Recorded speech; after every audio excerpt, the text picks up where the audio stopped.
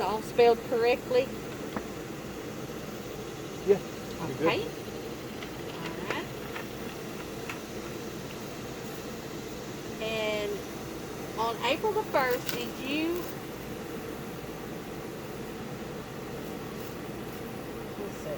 did you own this house with a mortgage or loan, own it free and clear, rent it, or occupy it without having to pay rent? Occupant. Okay. Nothing sold. Okay. All right. And I have to ask these questions too. Are you male or female? I am male. Okay. And what's your date of birth? 3/22/61. 3/22/1961. Okay. And so you were 59 on April the 1st. No. How old were you? Yes, I was 59 April the 1st. Okay. I didn't quite understand the question. That's okay. Yeah, that's how they worded it. Are you of Hispanic, Latino, or Spanish origin? I'm Indian origin. Okay. I got Cherokee in me. Okay. Native. All right.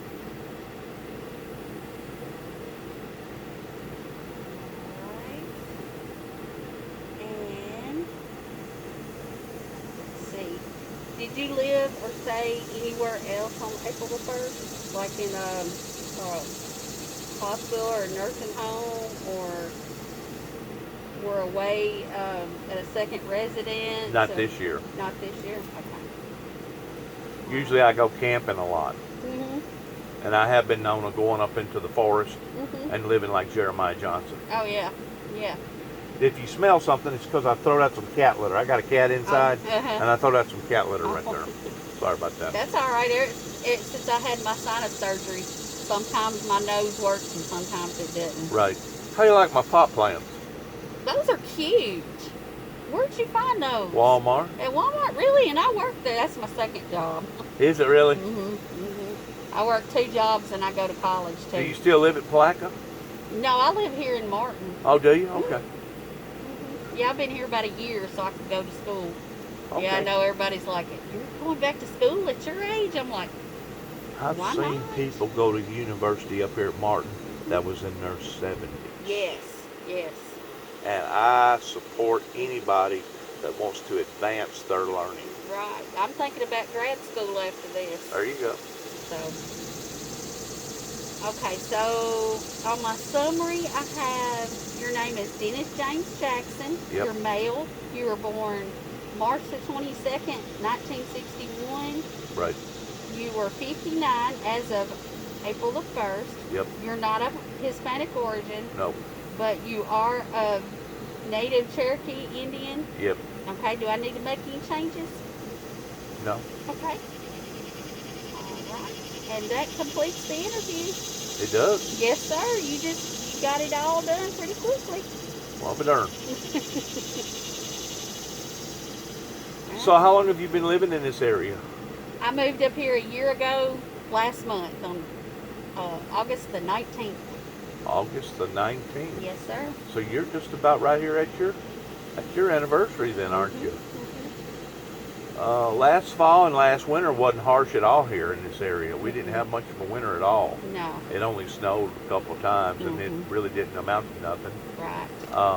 So far, how do you like it? Oh, I like it really good. Really good. It's quiet. I love it. I did live on campus, but now I live way out in the country. Yeah. So. Yeah. Living on campus ain't too quiet. It's not, especially when you live across from the hospital. Living on campus isn't too quiet. I've been around the UTM University, I guess, ever since we moved down here in 1967, being engrafted into the area. They have really grown.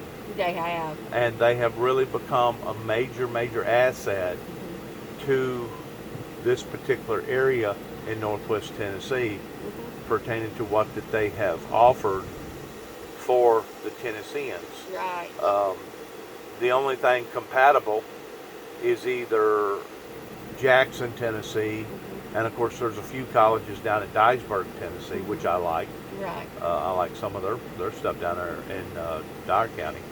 But as far as Northwest Tennessee, it's kind of like a golden nugget, surrounding 7 or 8 or 10 counties right here in West Tennessee.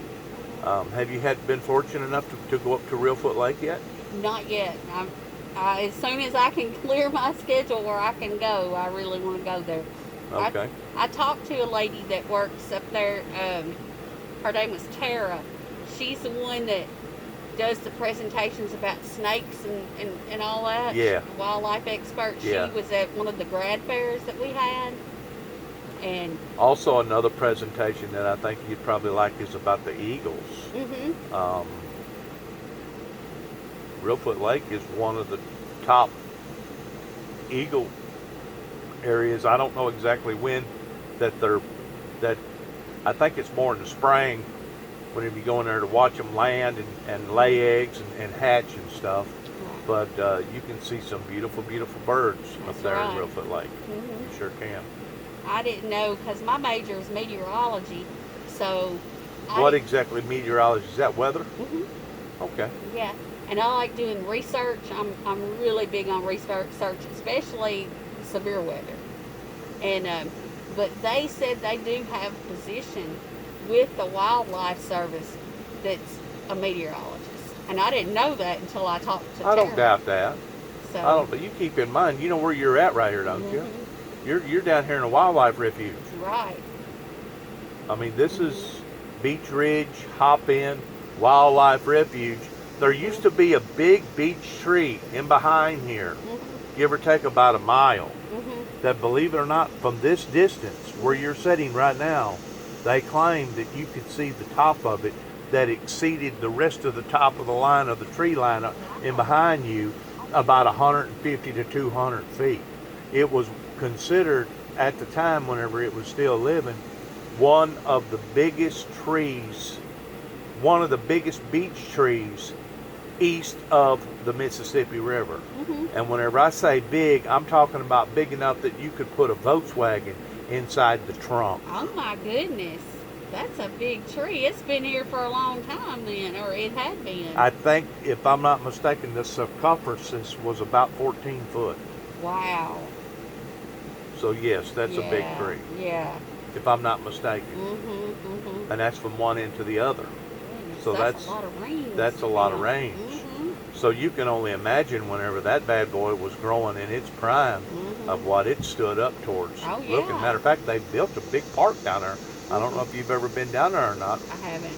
It's not much of a park, but you can take your children down there, and you can go barbecuing down there if you want to during the day. And they got a big walk board to where you can walk. God, I guess it probably goes down in the woods a half a mile. I wouldn't consider going right now down there because you don't really have a whole lot to look at. But this fall, whenever the leaves go to changing, yeah, it would be ideal to take a family or take somebody that you care about towards wanting to just, get close to nature and just go down there and just kind of check it out. But they do have a park down there in the name of Davy Crockett.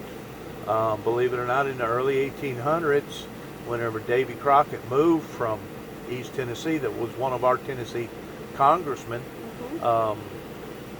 said that this was one of the most plentiful animal life resources that he had ever seen before.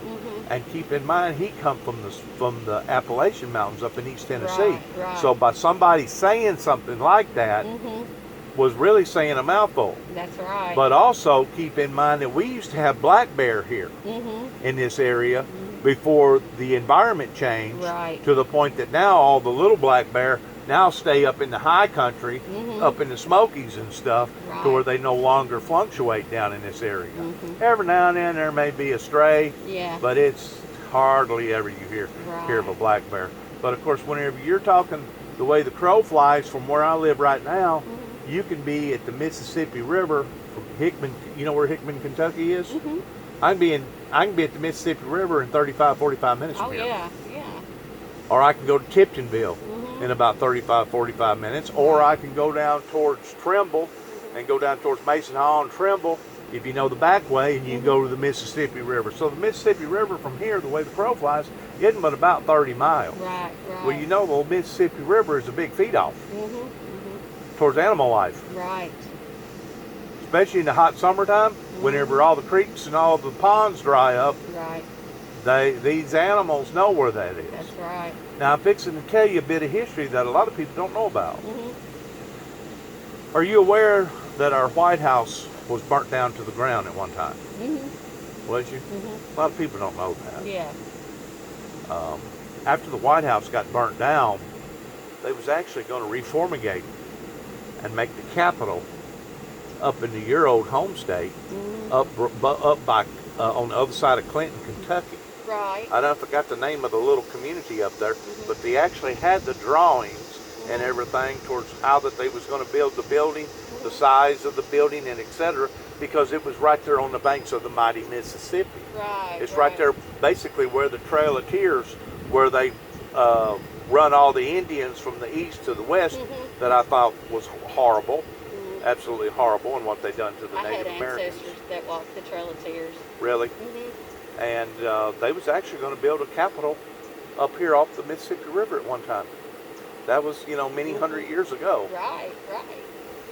But this area is nice, pertaining to the fluctuation with agriculture. It ain't so much up this way now, no more. It used to be. Your area is predominant towards tobacco industry, and of course 150 years ago tobacco used to be predominant everywhere. Yeah.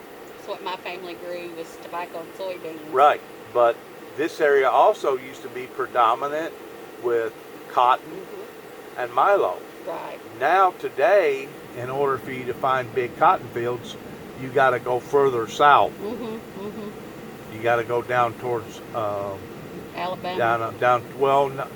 They still got big fields down here in Tennessee, on down towards Brownsville and yeah. Alamo, down towards Memphis. Right. The further south that you go down that way. But it used to be a lot of cotton fields up this way. Right. See, I can remember as a child picking cotton by hand and pulling the big sack in behind. Back whenever I was, of course, I'm probably a little older than you, but I can remember having to do things the old-fashioned way. The old-fashioned way. Say you was raised right there in Huntsville, Alabama, Redstone, Alabama. You know much about Redstone? A little bit. Do you? Do you know that after World War II, we confiscated about 600 scientists? I don't know if the right word would be confiscated or... Were they German? The German ones? Yeah. Yeah. And that's basically what made Redstone. Some very, very intelligent, smart people live in that area. Like Werner von Braun. Sure are. They got some things down there that similar towards Oak Ridge in East Tennessee. Right. We got some silos around here. Yeah. Of course, we got Army base right up there by Clarksville, Right. Tennessee. Fort Campbell. There's That's the Screaming Eagles. yeah, the Screaming Eagles. We got some silos there too. We used to have a place close to here. Have you ever heard the town called Bullet Town? No, I don't think so. Bullet Town is Milan, Tennessee. Oh, where the ammunition factory Where is. the ammunition factory used to be. Yeah. And they helped us win World War II towards the sacrifices that was made towards a lot of people that couldn't actually join the service, but they could work in factories towards helping make the bullets and making the suits and making the artillery, making stuff that needed to be made. Right. And I didn't realize during World War II, and just last week, which basically ended the 75th anniversary, that was the main reason why that we wanted to do what we done out here, was because of the 75th anniversary. But I didn't realize, out of all the patriotism, regardless whether it was the 1st Infantry, the 2nd Infantry, whatever post or division that it was, out of all of them, the one that stood truest above and beyond all other places was North Carolina. North Carolina, they have a lot of patriotism. Right. over there, especially eastern North Carolina, up towards Mhm. Raleigh, Durham, and Mhm. up towards Wilmington, North Carolina, and up that way. Oh Mhm. yeah, they got a lot of spunk whenever it comes to standing up Right. for their patriotic duties. Mhm. Mhm. But I'm so glad that you come. I'm sorry that I didn't fill out the paperwork. That's all right. I had so many things going on. I just didn't take time to fill out the census report, and I should have had, because that's part of our duties That's all as right. being civilians. Mhm. Um, I hope that I answered all your questions You promptly did. and professionally. Mhm. And if there's anything else I can do for you, let me know. Okay. You've done great today, Can I and get you a drink of water or oh soda or something like that? Do you need anything? no, I'm good. Thank you. I appreciate it. Okay. I appreciate it. But enjoy your stay here in Northwest Tennessee. Um, one thing that I have taken notice since I've lived here all my life, Mhm. I've done a lot of traveling, Mhm. extensive traveling in the United States, Right. from coast to coast 3 different times, all on my dime. Mhm. And whenever I say traveling, I'm not talking about truck driving traveling, Yeah. like getting on an interstate and traveling through a city. Mhm. I'm talking about actually going to that city, setting up camp, and Mhm. living with the people, finding out who they are, what they eat, how they worship, what they wear, what they believe in, what they do. And believe it or not, this is one of the most grandest countries in the world. It is. You're The exactly only right. place that I haven't been is to Wyoming, up toward Yellowstone, Mhm. and I haven't been where the Niagara Falls is. I've been there. Have you? Mhm. I haven't never been there. But as far as me traveling all out west Mhm. and down south and up towards the north, up towards even up towards Missouri, where a lot of my people come from, Mhm. and up towards the northeast, up towards New York and stuff. I haven't never been to Maine, had Uh-huh. never been to Boston, but I have been to New York and the northern part of New York Mhm. and stuff like that. But this Right. is one of the most diversified places that you'd ever want to live in, Mhm. as far as different cultures Mhm. that believe in different ways, that eat different food, that worship different ways. Right. And one of my favorite places is, in fact, North Carolina, Mhm. up towards the Smoky Mountains. Mhm. Mhm. That's one of my favorite places. Oh yeah. Up towards Aspen, Mhm. and I like Boone. Boone is good. Robinsonville, North Carolina, off the Dragon. Mhm. I like it up there. There's lots of places in North Carolina that I really. Uh, have you ever heard of what's it called? Maggie's Valley. Yes. Yes, I have. That's Mhm. beautiful up It in there. is. Mhm. Where whenever you wake up and the clouds is basically eye level with you. You know Mhm. what I'm saying? And you can see the clouds just Yes. right above your house and Mhm. stuff. I mean, it's cool up there. It is. It is. And ordinarily you can find some real good people up there around Pigeon Forge Mhm. and Dollywood and up in Right. that area. Mhm. Um, I wish that I lived there. Oh yeah. I really do. You probably got a lot of different tales that you can tell about your area, don't you? Oh That you yeah. was raised up in, Pulaski. down towards Mhm. Palaco. A lot in Pulaski. I know there's a lot of tales, and I mean it's kind of had a bad reputation because that's where the Klan was started. But The Ku Klux Klan. and they still every once in a while they still have trouble out of them, but not too bad. Well, there was a Klan that tried to form a gate right here Really. back years ago called the Mass Riders, Oh. the Night Riders. And you know where they started at? Reelfoot Lake. Reelfoot Lake. Matter of fact, you can go up to a lot of the restaurants and stuff up there, and you can read about different articles about basically they was the law of the land at the time. They would come to a person's home. If a person was mean to his family or wouldn't work or beat on his wife or beat their children or whatever, it'd be 7, 8, 10 men come in on horses, and they would tell them, say, we've got word towards what you're doing to your family. Right. Don't let us have to come back, because if we have to come back, we're gonna work you over. Right, right. And believe it or not, their concept in what that they was trying to do was in fact a good concept pertaining to a lot of low life, no good for nothing scoundrels out here Right. that basically want to live off the land for nothing, regardless whether they're white or black. Right. That's right too. Because That's as far right, as I'm too. concerned, there's just as many white, sorry, no good for nothing You people are as there right. are black people or Mexican people or yellow people or red people or either right. or. You're People right. that won't take care of their families and won't do the right thing. Mhm. But you'll find out more about the history of Reelfoot Lake, and where the word Reelfoot come from is that there was two Indian chiefs that got into it at the time. One Indian wanted to marry the other Indian's daughter, and because he had a club foot, that tribe wouldn't let him marry. And they claimed that the gods got angry, that in 1812, whenever the Reelfoot earthquake hit, that was the reason why that the earthquake hit. Wow. Was because of the Native Americans not getting along. That was kind of like the folklore of what was said. Of course, scientifically, you know that there's no way to prove that. Yeah.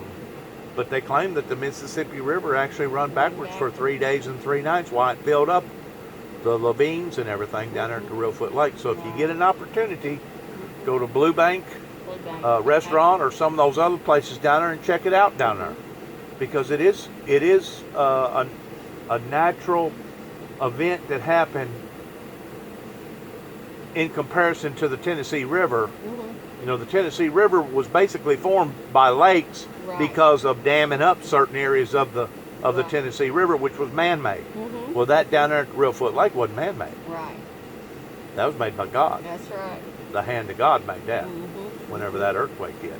Right. And they claimed that earthquake was devastating. It was like a 9 point something. Yeah. It shook, and I think if I'm not mistaken, it rung the bells in Boston. Wow. It was that powerful. That's a powerful earthquake. Yeah. To ring the bells in Boston in the early 1800s. Yeah. And who's to say that because there was a lot of stuff going on back then that God didn't put the wrath down on them? Oh, I'm sure, and he's putting the wrath down on us now. He sure is. He's putting his foot down. He's letting us know who's in command, That's isn't he? right. He sure is. Pertaining to this Kovo stuff and all these riots and all this other stuff going on. I mean, because God is real. He is. And whenever God gets enough of it, he'll let you know that I've had enough of it. Right. You know, whenever you continue to bite the hand, it continues to feed you again and again and again. Well, eventually he gets tired of feeding you. That's right. He's got limitations too. And that's the reason why that have you ever seen all the fires out west this year? Oh, yeah. It's worse this year than what it's ever been. I know it. It burned something like 36,000 acres last night. I keep up with all that stuff. There's been town after town after town that's been evacuated up there. Yeah. And that's a lot of beautiful property out there. I don't know if you've ever been out west or not, but you can drive for 100, 200. It's kind of like being up in the very northeast, up around Maine and stuff. Whenever you see nothing but just forest. Right. It's kind of like that out there in California until you get into your heavily populated areas like Los Angeles and stuff like that. But Right. my God, I've never in my life seen it get so hot. They claimed that the records this year in Phoenix, Arizona, which I've lived in Phoenix 3 different times. Like I said, I've lived all over. Yeah. That the records this year have exceeded any records towards the length of days over 110 degrees. Something like 53 days of over 110 days back to back this summer. That's incredible. Death Valley, the top record temperature is 134 degrees, but it was like 2 or 3 weeks ago, I think it got up to 130. And it hadn't been up, that high in a long time. Yeah. But God is trying to get our attention, that's for sure. Well, look at these hurricanes that keep that's backing up. I mean, we used to not have a Category 3 or Category 4 or a Category 5 hurricane, but about once every 100 years. And then it got lesser you know, every 50 years, now, every 25 years. Now we're getting them almost every year. Matter of fact, there's 3 storms down there right now coming off of Africa that's building right now that they claim it has the potential of turning into a tropical storm or another hurricane. Right. Matter of fact, right now is the peak. This is the peak period. That's right. Between now and the next 2 weeks of seeing major hurricane development. That's right. And then after that, it starts going back downhill a little bit. So with you being a weatherologist, I'm pretty sure you know all this stuff. Oh, yeah. Even before I started going to college, I always watched and studied and researched and dug through books. And they told me in high school, they said, you might want to think about some other profession because it's a male-dominated profession. You're probably not going to get very far. So, I taught a little bit in Head Start. And, I've worked in the factories and stuff like that. But, when you get to a certain age, it's like my kids, all my kids are grown. I got grandkids. I said, well, I'm going to do something for me. I'm actually going to go and finish my degree. Good for you. And I'm going to get my bachelor's in meteorology, and I'm going to do it. Good for you. If I'm 99 years old. Good for you. I commend you for that. Let me tell you one more story, picking up a little bit too much of your time here. Whenever Hurricane Katrina hit, within the first 90 days, I was moved by God. God kept telling me, Dennis, I want you to go down there and help. I want you to go down there and help. Because I do ministry work. I like to help people. Right.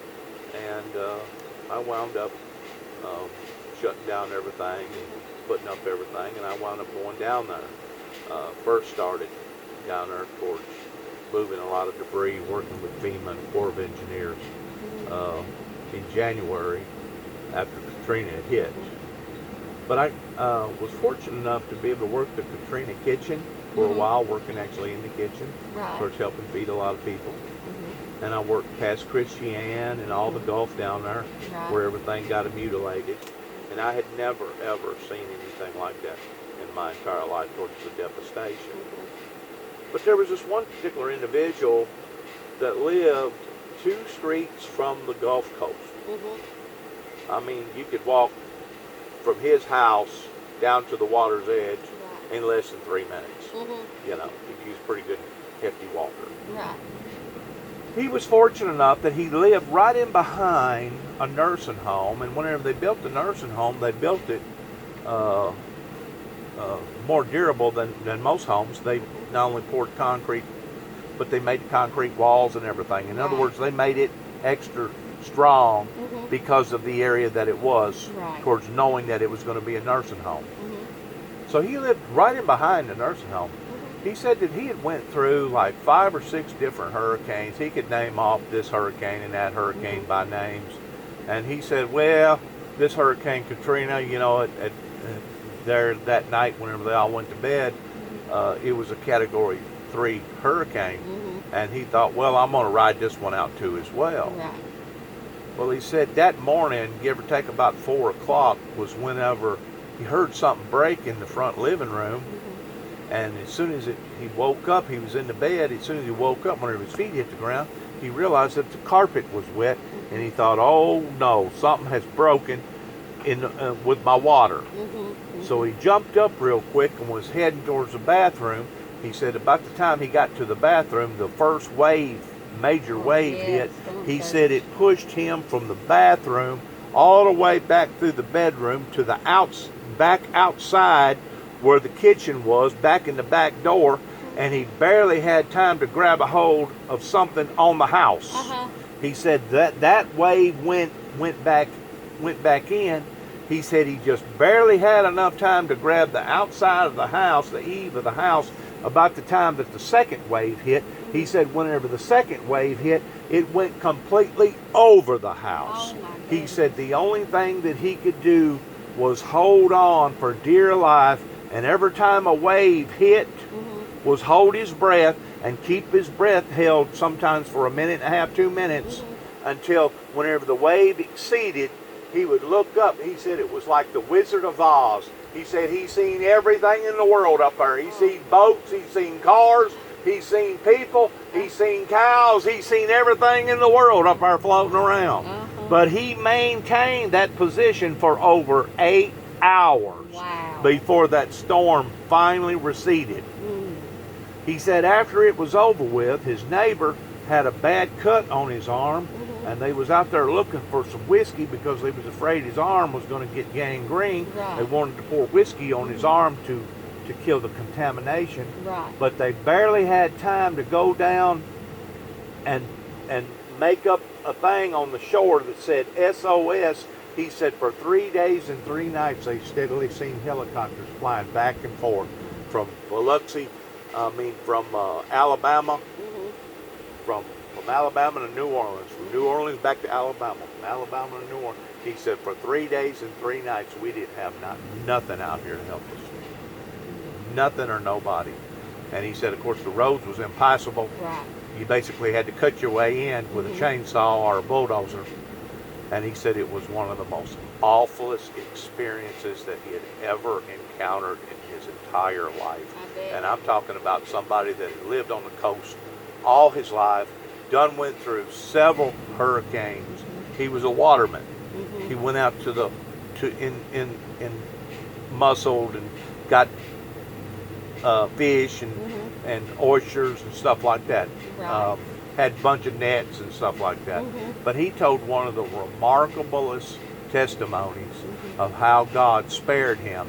And he said what actually spared him was that nursing home that was built across the road was used for a divider. That way he didn't take on the full brunt of the blow of the water, because if that nursing home wasn't there, he said it would have washed my whole house away. And he said he said I know that I would have died. Me and my neighbor would have died. He lived through Camille then. Yeah. Oh yeah. I mean, he went all the way back into the 80s of different hurricanes that he had been through. He'd been through about 4 or 5 of them. And of course, the thing about that hurricane was that night, it was a Category 3, and they had no idea that it was going to intensify to a Category 5 hurricane in just 6 hours. In 6 hours, it multiplied. It got in there and got to churning around all that hot water like a bath. Bath water. And once it does that, it basically forms its own atmosphere. They claim the same thing happens to the big fires out west. That you have tornado. They call them something. Fire-nators or something. I don't know. To the point that it actually takes on an atmosphere of itself. Could you only imagine being run down by fire? In other words, you see whole canyons catch a blaze in just a couple seconds. It's like moving like 200 miles an hour across the closest thing I could ever think was when I saw that video of the people that were leaving from Gatlinburg and they had their cell phone in their vehicle when they were trying to get down the mountain. Yes. Oh my goodness, I'd been scared to death. What are you talking about? It's a remarkable once the force of nature starts something like that. You know what I'm saying? In between the wind and the dryness and you take everything, vegetation just right. I mean, it can literally turn into a far internal. Apocalyptic. Apocalyptic. To where everything around you is I mean, even metal. If it gets hot enough, even metal will melt. Aluminum will melt. That's unsurvivable. I have thought you'd have to jump into a pond or a lake or a pool or something to survive something like that. And just barely be able to breathe, and then they take a chance on something falling in there on top of you, burning you or something, huh? I've often thought about or a ditch or what something. What happens if something like that happens? Some of these young people rely on their cell phones so much. Oh yeah. If something like that happened and it took out landmarks and all that, they'd be lost as last year's Easter egg. Oh yeah, they would. Because they don't pay attention to the land and the features enough to get around. But even there's a lot of grown people that are that way. That if there were no signs, they couldn't get around. You'll be surprised how many people this day and time don't even know their next door neighbors That's very true too. by name. Mm-hmm. You can ask them who lives down the road here. I don't know. Mm-hmm. Well, when they moved in, well, they was there years ago, and you ain't never met them. Don't care to meet them. Yeah. Society no longer functions the way society used to back in the That's 60s right. and the 70s. Mm-hmm. That's People's right. become cold. They become callous. Mhm. People don't trust each other no longer. That's right. It's a horrible society that we live in. It is. Sure is. Well, ma'am, good meeting you. Good to meet you too. And you take care of yourself. I You can't too. shake your hand, but we can bump. All right. All right. And you was very professional. Thank you very much, and I appreciate you answering my questions. Is there anything that I can help you with as far as instructions? Do you need to go anywhere? Do you know where you're heading next? I know where I'm heading next, and Okay. yeah, I'll be going back around this road right here. So. Okay, well, you'll be going by the Steve Lester's house. Mhm. The Lester home is on down that road to the corner on the left-hand side. Okay. The gentleman that lives right here, he still lives there temporarily, but he's also got a place in Martin, and I think he's been staying more in Martin than he has down here in this one. His name is Mr. Nelson. Yeah, I got a list of addresses where I have to go where people, the ones that didn't fill one out. Yeah. So. But If he's at home, you'll be lucky if you knock on their door and they're there. Now, the ones down here on the corner, they're almost always there. Okay. What? This is Dennis Petty right up here. Right. Mr. Petty right there. Was there a tornado that came through here in January, or a bad storm? Not here. Not here. Dr. Simpson, he's my advisor, and he lives over in Martin. He works in Martin, but he lives like right in here somewhere. Down by Hop-In, Yeah. about 2 miles from here. And he said, he was talking about, and I think it was, maybe it had been 8 years ago he said that. Now, there was there's a been tornado. tornadoes that's hitting Kenton all around. There's been tornadoes all around here that's been popping up within 5 to 6 miles from here. Right. Because I was going to try to find like some of these houses that might not be here since the last census, that might have gotten destroyed from tornadoes, because like April 27th, 2011 was like that in North Alabama. You can still see the damages from that. Oh, yeah. Mhm. Oh, yeah. And I lived through the 74 outbreak. What does I that know doctor specialize in? Dr. Mark Simpson, he's climatology and geography mostly, and meteorology. So he's actually a professor, He is. but they call him doctor. Yeah, he's got his PhD. He's got a PhD. Mm-hmm. Huh. He's got some beautiful dogs. Oh, really? Yeah. He actually lives in Obion County, Mm-hmm. over pretty close to the Alamo Baptist Church, which isn't but a couple miles from the road here. Right, right. But ma'am, you take care of yourself and good luck out there. Thank you. It was very good meeting you. Yep. Stay safe, and Oh, yeah. you got a nice place out here. It's so quiet and peaceful, and anybody that lives out here and they don't think that they're lucky from the surroundings, they don't know what, they just don't know, because this is God's country right here. It's Well, real. it wasn't this way up until about a year or so ago. Really. Yeah, I had a lot of trouble coming back here Mhm. because I was originally, my grandmother was raised up right here, Right. her and her husband. Mhm. My grandfather actually poured this porch in 1938. Uh-huh. See, it needs to be redone. But whenever I first moved back here, because there's a group of people up the road here called the Wiccans. Mhm. They live in a castle. They're called the Castle people. Uh-huh. They gave me a lot of trouble. Matter of fact, that was one reason why that my brother wound up becoming deceased, was because of all the aggravation that they brought up into our lives. Mhm. And to be quite honest with you, they didn't help me none by me becoming overweight and depressed because of all the aggravation that they was bringing into our lives. Right. It has finally settled down. It took the death of 3 or 4 of them around here Mhm. before they finally realized that, and I'm not lying to you. We actually tried to get things accomplished in the courts We hired attorneys, went to court 3 or 4 different times, and they wound up turning the tables around. And even though my brother and I was concerned about some children's welfare across the road over here, they wound up turning it around like we was stalking them or something. Oh my goodness. And the whole time we was concerned about the children across the road. There was 3 of them.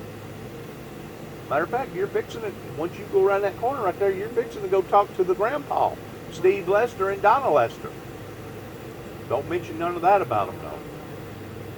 But, yeah, they made our life miserable from the time I come back here in 2014, from 2014 to 20 and 18, they basically made my life just totally miserable. And it wasn't until 4 or 5 of them started kicking off, started dying, where I think they finally got the message towards leave me alone down here. Yeah. I mean, we got vandalized. That sign got cut in 2. I used to have big things on this cross right here that said peace. They vandalized that. They vandalized 2 wooden rocking chairs out here. Vandalized my mailbox.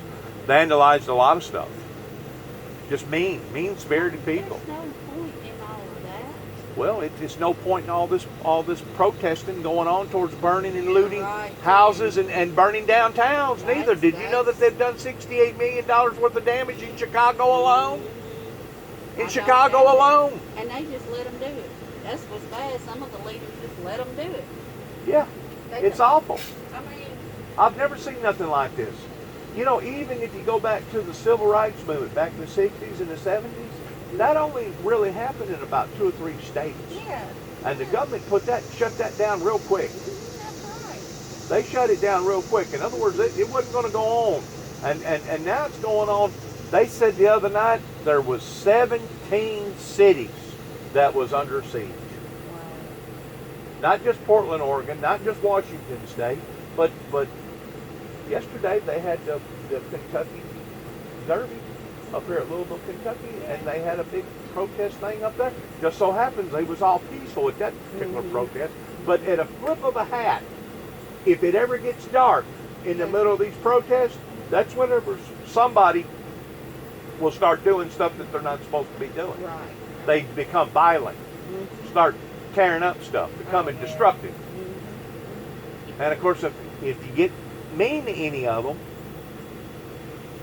I suggested towards taking a dart gun and start getting, you know, if the phaser don't work, whenever somebody's out of their mind or using a phaser, instead of using a bullet, because you know once you compel that bullet ain't going to return back out of that gun. That's right. But if you use like a medical dart, like some kind of a shot, like an insulin shot, Yeah. where you can settle that person down. You know, we do the same thing to lions. Yeah. We do the same thing to animals that are out of their minds. That if we can't control them one way, we rather than just kill them, put them down, we try to put them down medically, seduce them. That way they'll come out of it. Right. I actually promoted that the other day. I don't know if anything ever come out of it or not. But rather than kill somebody, And that just, when you kill somebody, that just kind of makes the problem just a little bit it worse. escalates. Yeah. It turns one event into a bigger event, you know. And it's really, really sad that we're using 19th century tactics in the 21st century. You're right. You're right on We that. really are. We're using 19th century tactics. And you would think by now, society, especially the law, you would think by now that they'd already learned that you can't do this stuff to the citizens because you wind up having major looting and rioting and everything else. So there has to be another way to control the bad apples. Right. And you're going to have bad apples. Yeah. Don't think that you're not. Right. Well, I know this world's gonna need a lot of prayer. And every day I pray that things get better. But Well, it's not so much as working harder as it is working smarter. that's true too. And whenever it comes to keeping people in check pertaining to society, it's time that our leadership stepped up to the plate and decided to say, you know what, maybe it is time that we need to start using some different tactics here. Because Instead of fighting amongst themselves. instead of fighting amongst themselves, Yeah. you know. because we're taking basically one step forward and then we're taking two steps back, and you'll never succeed in fulfilling a perfect union that way. Right. You'll never succeed. Good meeting you. Good to meet you too. Take care of yourself. I will, you too. And your name again, ma'am? Pamela Pryor. Pamela Pryor. Well, that's an unusual name for around here. There's a lot of Pryors in Christian County. I bet it is. It is. I bet it is. I kin to about half of the Pryors, half of the county up there. Mr. Pritchett is who I work for up there. Mr. Malcolm Pritchett. Pritchett. Okay. He was Indian guy. He owns a couple body shops up there in Hopkinsville, Kentucky. He's a real good guy. Yep. Christian County. That's right up there by Trigg County. That's right. I could give you a story about the land between the lakes and Trigg County and what went on with me in Livingston County and Paducah, Kentucky. But I know you don't have the time to listen to it. But yeah, I could tell you some more stories up there towards what went on in my life. Our family had a big farm down in the southern part of Trigg County. Okay. And when Fort Campbell came in, they bought the land and everybody moved, which they helped settle Christian County anyway. Right. Some of them. So I had people in Trigg and Christian County. So did y'all lose some property as far as it basically becoming stolen? Yeah. Well, They basically bought it for like peanuts on $1. It used to be called Camp Campbell back in those days. Camp Campbell. Before it became Fort Campbell, it's Camp Campbell. I didn't know that. Now, was it called Camp Campbell on the Tennessee and the Kentucky side?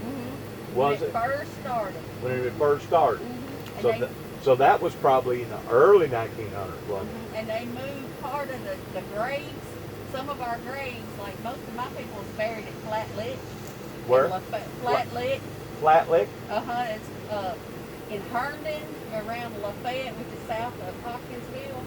And they had moved some of the graves from Trigg County over to the Flat Lick Cemetery at Cumberland Presbyterian Church. Let me ask you a question. Can you get there whenever you cross over the Parish Bridge, before you get to Dover, turn left?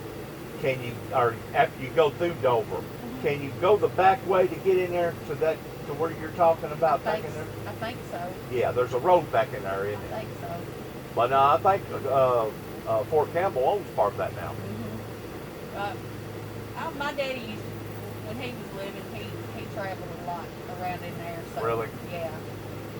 They occupy a lot of that ground over there. They do. A matter of fact, they go to the land between the lakes now because it's become federalized, the federalized part, and they do a lot of their maneuvers and stuff over there in the land between the lakes.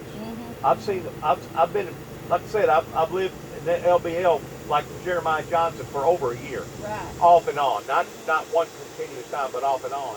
And I've seen Black Hawk helicopters that you couldn't see not one light on them nowhere, but you could tell that they was right over the edge of the water on the river or the lake out there, probably barely 6 inches, sitting there,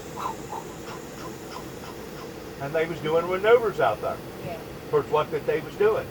And sometimes there'd be 3 or 4 of them that would be out there at nighttime. And like I said, you couldn't see them, you could hear them. And you could tell by the roughing of the water that they was moving, that they was there. But they would be out there doing maneuvers. Now, you know, a lot of that property up in the between the lakes got stolen by TVA. Oh, yeah, that too. I'm talking hundreds of thousands of acres. They claim they bought it for $11, $14 an acre. But back then, they only stepped it off 100, 300 steps this way and 300 steps that way. Well, you can misjudge that by an acre. You're buying an acre, but you're actually buying 2 acres because you stepped it off. It depends on whether or not it was a big man that had big steps or a little man that had little steps. That's right. So they basically wore those people out. As a matter of fact, I have a lot of sympathy and empathy towards how those people had to sacrifice, because they not only sacrificed during the 30s of what went on, not only on the Tennessee River, but also on the Cumberland River. Remember, they dammed it up both areas. But then in 1960, I think it was 62, about 6 weeks before Kennedy got assassinated, Kennedy flew over and declared it as a loss and turned it into a federal refuge. A matter of fact, some people say that that was one of the reasons why Kennedy got assassinated was because of that last move. Because they had a predominant business up there in Kentucky towards moonshining at that time. They would lose a lot of moonshiners. I had a grandparent that was a moonshine runner. Really? They lost a lot of revenuers up there. They'd lose 10, 12 revenuers a year up in that area. Of course, revenuers that was up there trying to bust them. And if you was the wrong revenuer and you run up on a steal, you may not got back to your automobile, and all of a sudden you just disappeared. Wound up going down and floating down the Tennessee River, becoming fish bait. There was some pretty ruthless people up there. Oh yeah. Of course, there's ruthless people everywhere. Good meeting you. Good to meet you too. You have a good day. Take care of yourself. I will. You too. Be careful on the way out. I will.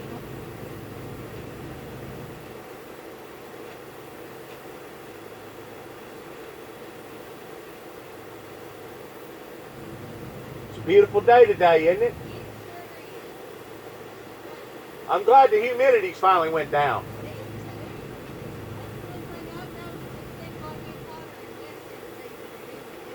It is because of the closeness of the Mississippi River. You're absolutely correct. But now there's an advantage to that too as well. And you know what it is? It helps keep your skin moist to where whenever you're 50, you look 50. To where if you live out west in Phoenix, Arizona, or you live in the high country up in the mountains where you don't have no humidity, whenever you get 50, you look like you're 60. Because your skin looks like it's been rubberized. Because your skin hadn't had plentiful moisture. So there's actually a benefit to the high humidity. It helps keep the skin moist. A lot of people don't know that. Take care of yourself.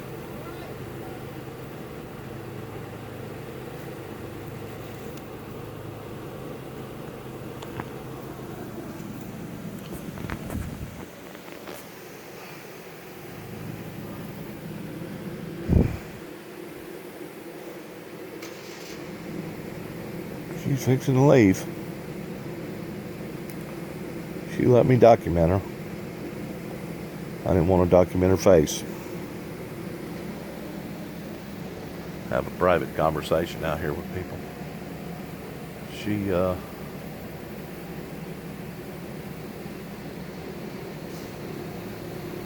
gave me credit for what we've done out here with our military.